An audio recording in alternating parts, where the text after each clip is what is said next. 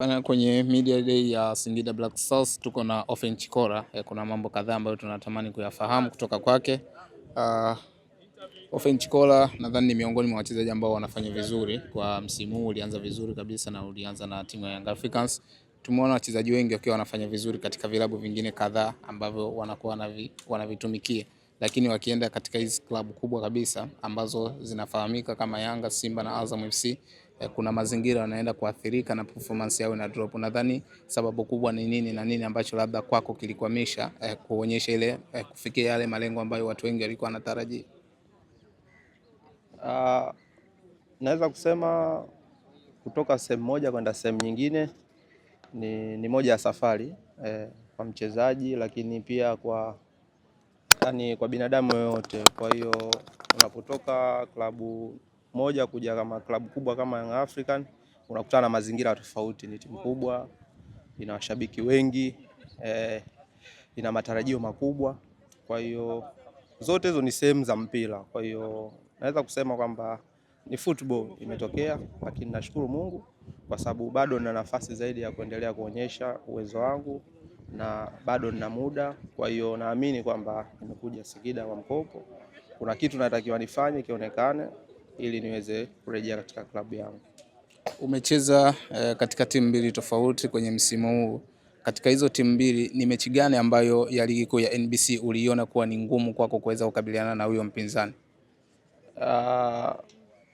Mechi sasa hivi zimekuwa zina ugumu sana kwenye ligi kwa sababu ligi yetu imepanda ubora na kila timu ina wachezaji wengi wazuri.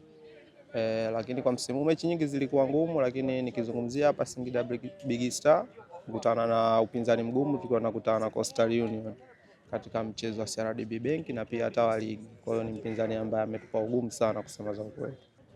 Singida Black Star na Young Africans ni timu kubwa zote, ukizungumzia timu ambazo na wachezaji ambao wana quality kama zinashabiana. Singida wana timu nzuri, wana quality nzuri ambao wanaweza kucompete Yanga, na pia hata Yanga mchezaji wote ambaye yupo Yanga anaweza kuja kucheza Singida kutokana na timu ambazo zina wachezaji wazuri na wanasajili wachezaji wakubwa.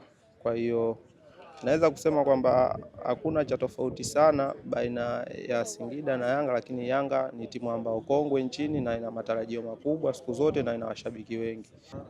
AFCON ni mashindano makubwa Afrika na duniani, na kila mchezaji ambaye anacheza ligi anatamani siku moja aweze kuiwakilisha nchi yake katika mashindano hayo. Hivyo hivyo kwangu, ndio maana nimekuja Singida nikiamini kwamba nitapata muda wa kucheza kila weekend au kila wakati ambako mechi inachezeka, haijalishi dakika 20, 30 au 45 au 90.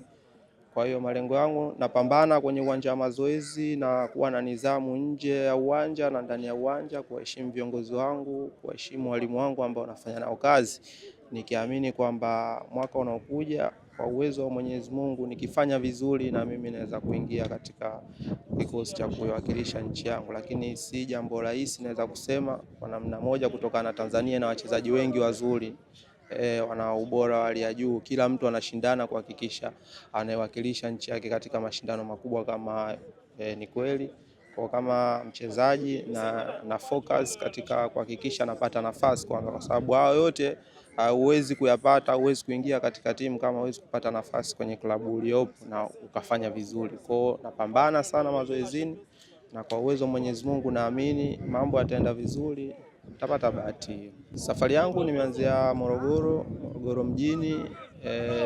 Nilikuwa mdogo, nimeanza kucheza kwenye academy ya Moro Youth maarufu kama Moro Kids Morogoro, na wachezaji wengi wamepita, ni shahidi ya hilo. Kama mtu wa soka unafahamu watu wengi wamekuwa kwenye nyuma ya safari yangu hii, familia yangu, marafiki zangu, ndugu zangu, wachezaji wenzangu kama hivi, walimu. Lakini kwa uchache watu muhimu zaidi naweza kumtaja Profesa Madundo Mtambo, mlezi wa Moro Youth au Moro Kids.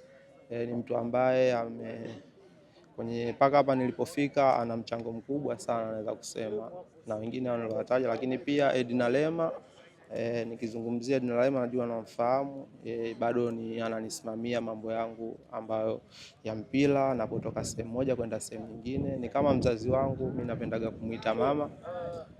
Kwa hiyo naweza kutaja kwa uchache watu wawili, lakini watu wengi kwenye naokutana nao kwenye mpira wameweza kunisaidia sana kuhakikisha hapa nilipofikia.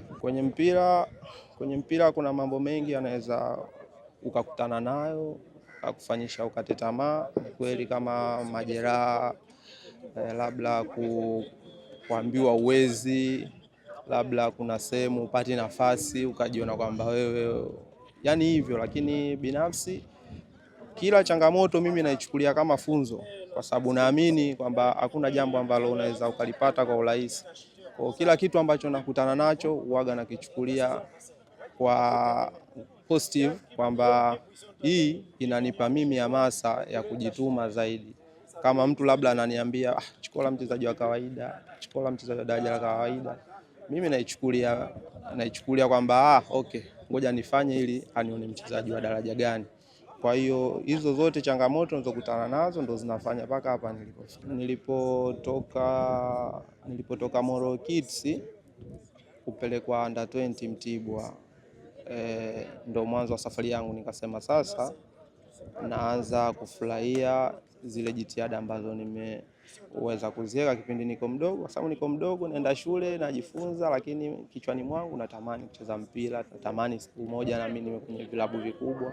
Na ukizungumzia kwa Morogoro, kwa wachezaji wengi wanaokuwa wanaiangalia Mtibwa. Kwa wakati naambiwa bwana, wewe unaenda kusaini Mtibwa under 20 na unaenda kuiwakilisha, pale ndo nilipoona mwanga kwamba yes, sasa naanza kuanza kusogea taratibu. Academy ya Mtibwa Sugar naweza kusema ni kama shule, ya mpira.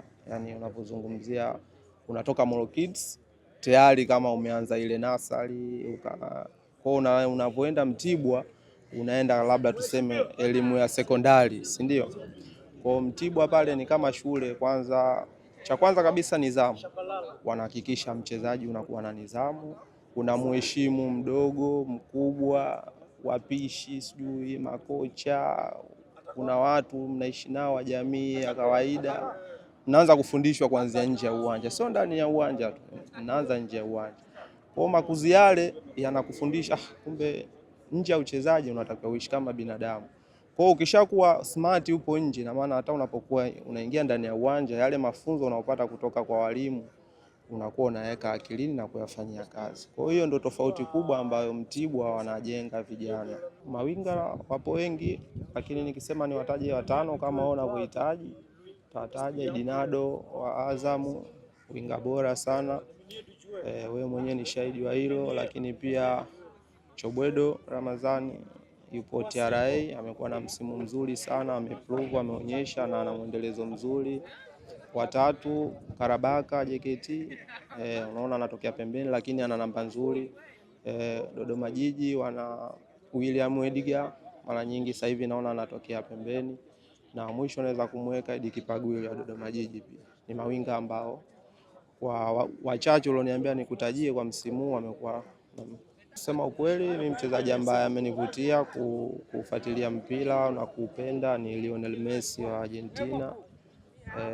Mchezaji ambaye ana kipaji kikubwa na cha ajabu kuwahi kutokea katika dunia hii na macho yangu haya mpira. Kwa hiyo ni mchezaji ambaye yani namwangalia, lakini kinachonifurahisha zaidi ni maisha yake kwa ujumla, nidhamu ndani ya uwanja na nje ya uwanja kibinadamu, kwa sababu mpira mwisho wa siku hauishi tu ndani ya uwanja, pia nje unaishi vipi na watu, unawaheshimu vipi, unaongea vipi. Lakini yeye amekuwa mchezaji ambaye ni mtazamo ni timu hiyo, naamini of course kuna timu kubwa nyingi sasa hivi zina wachezaji wazuri kama Ufaransa, lakini lazima niende kwa role model wangu, bado nitabaki pale Argentina.